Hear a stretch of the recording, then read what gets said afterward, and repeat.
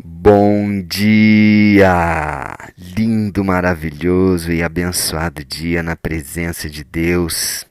Hoje estamos no dia 651 do projeto Bíblia para Iniciantes e vamos continuando nessa jornada maravilhosa no livro de Hebreus. Vamos lá? Capítulo 7, versículo 1. Deus fala assim: Esse Melquisedeque. Bom, por que ele está começando assim com esse Melquisedeque?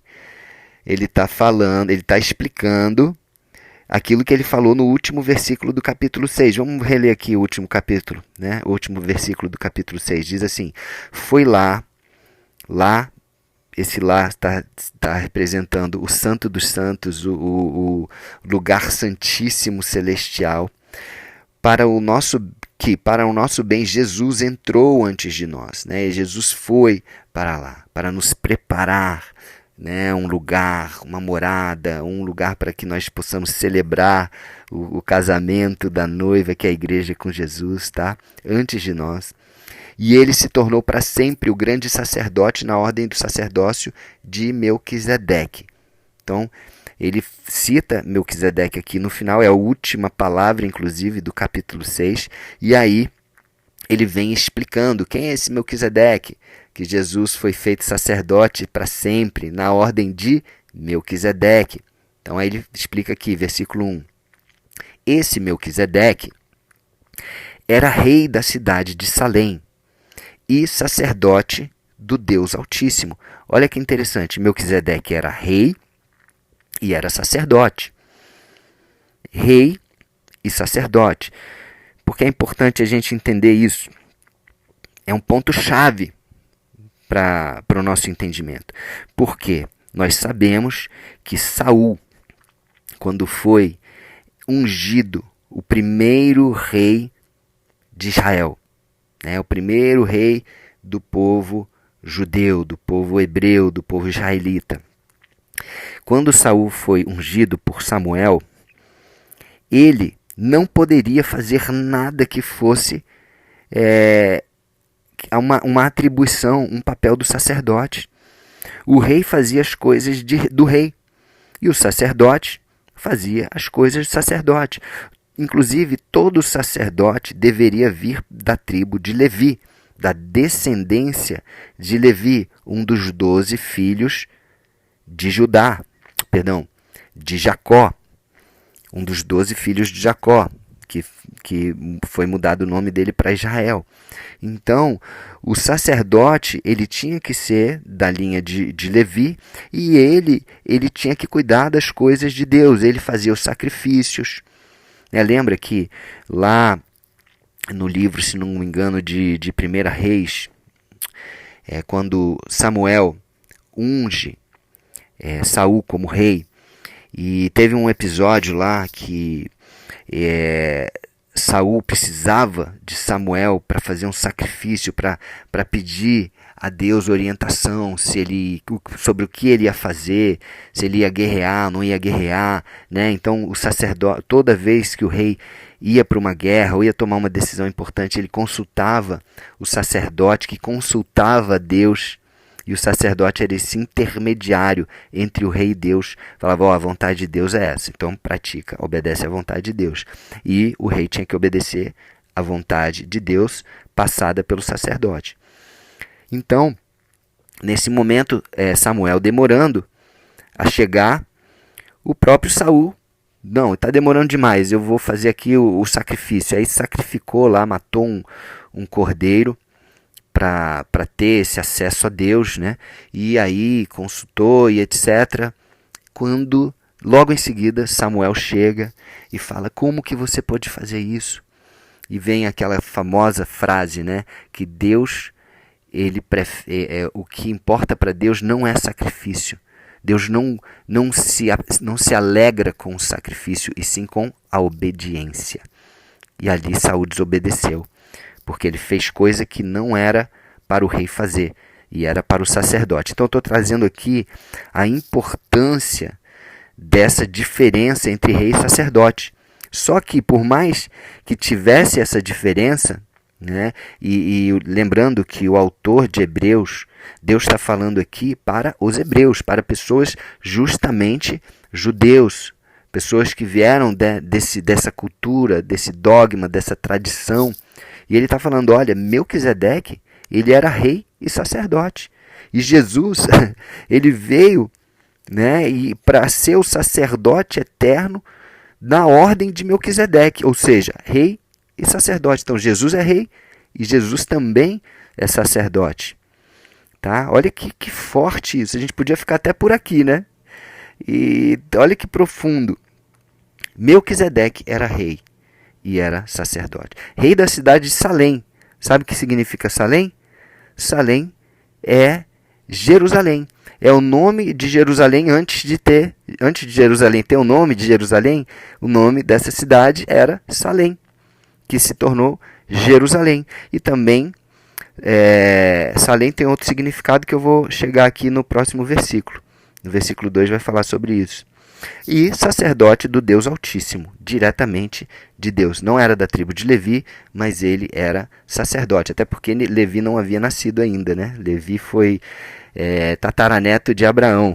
Abraão gerou Isaac, Isaac gerou Jacó, e Jacó gerou bisneto.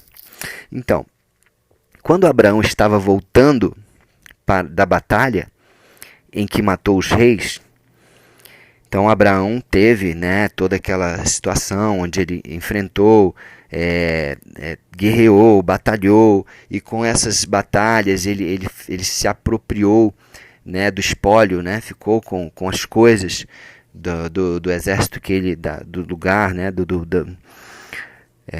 povo que ele guerreou lá.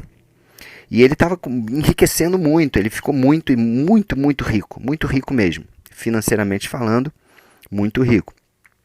Então, quando Abraão estava voltando da batalha em que matou os reis, mais de um rei, então era muita coisa. Imagina o tanto de espólio, o tanto de bens que ele se apropriou.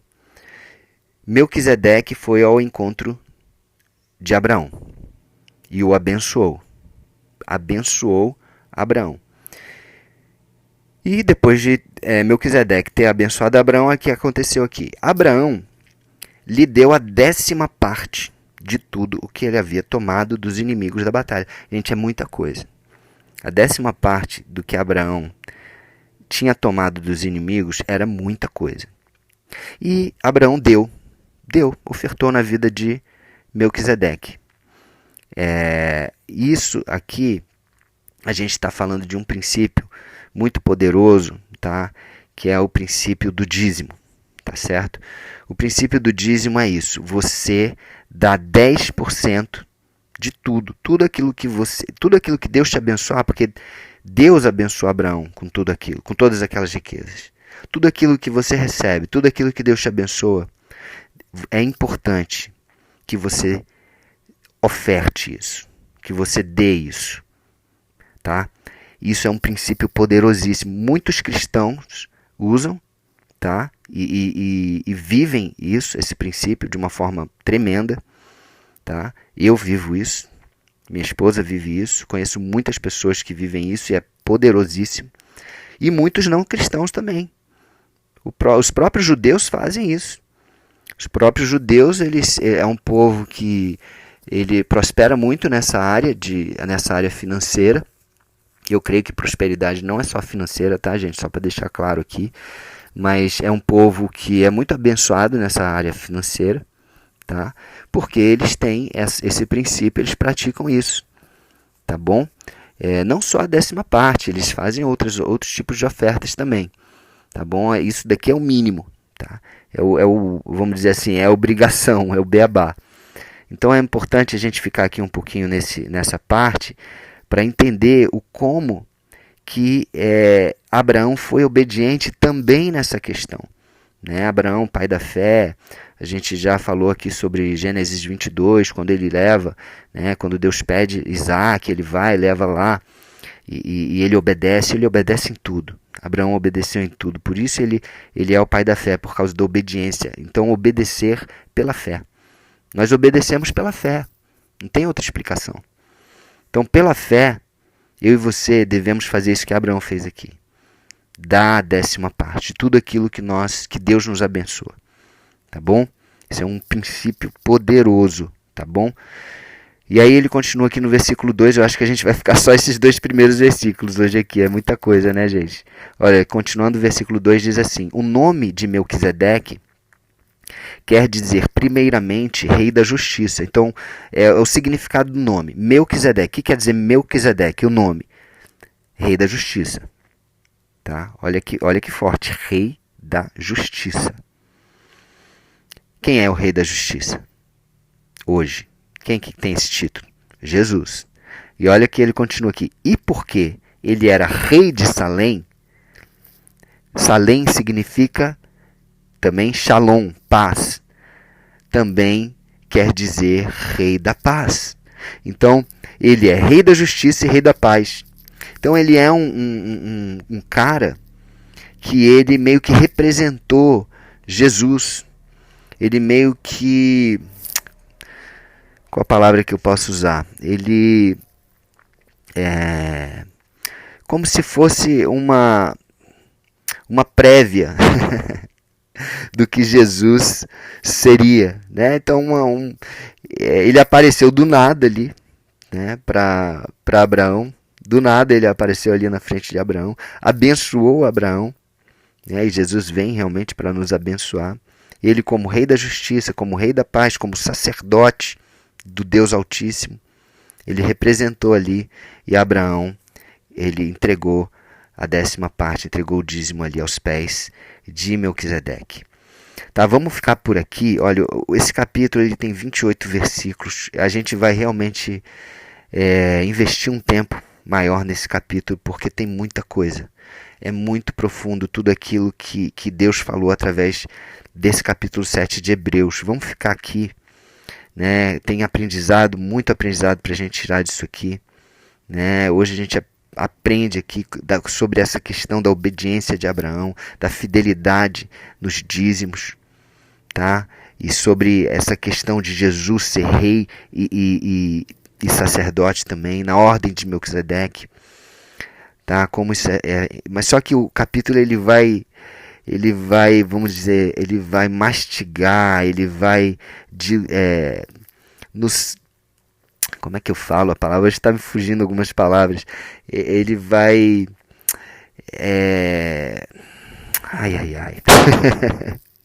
nos explicar com mais detalhes tudo isso que eu comecei a falar aqui, tá bom? Perdoa aí minha falta de palavras hoje. Mas enfim, vamos orar. Senhor Deus, Pai, muito obrigado. Muito obrigado por esta palavra, por estes 2 versículos tão poderosos aqui que nós estudamos hoje. Que nós possamos ser obedientes a esse princípio que Abraão foi, de entregar a 10ª parte, de entregar o nosso dízimo a alguém que represente Deus na nossa vida, que represente a igreja, que represente o reino de Deus. Nós sabemos que hoje não precisa ser da tribo de Levi, da descendência de Levi. Nós vamos entender melhor isso mais para frente. Mas que nós possamos praticar. Abraão não sabia quem era Melquisedeque. Não sabe o que ele fez com esse valor, mas ele recebeu a bênção por ter obedecido a Deus nesse princípio poderoso. Que também possamos ser obedientes a Ti, Papai. Pai, conduz nossa vida financeira, nossa vida em todas as áreas. Nós Te aceitamos, Jesus, como nosso Senhor e Salvador, Rei das nossas vidas, Senhor das nossas vidas, o Rei da justiça, o Príncipe da paz. Aceitamos a Ti, Jesus, como nosso Senhor e nosso Salvador. Vem, Espírito Santo, e nos direciona para cumprir tudo aquilo que Deus, Pai, tem para nós. Nos direciona, nos mostra, nos revela e nos capacita a obedecer. Em nome de Jesus. Amém? Então ficamos por aqui hoje e amanhã continuamos aí a partir do versículo 3 desse capítulo poderoso de Hebreus. Amém? Chame aí outras pessoas para participar dessa jornada com a gente. Um beijo no coração.